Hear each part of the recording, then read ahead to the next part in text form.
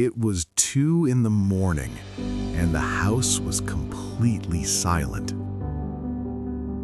Everyone was asleep except Cooper.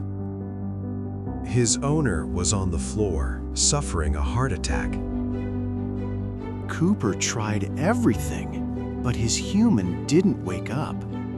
No one answered. No one heard. Then Cooper saw something. The emergency button. He wasn't trained for this, but he knew what it meant.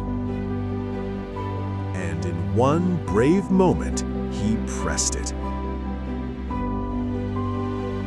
Within minutes, help arrived. The doctor said 5 minutes later, and he wouldn't have survived. When he opened his eyes, Cooper was still there.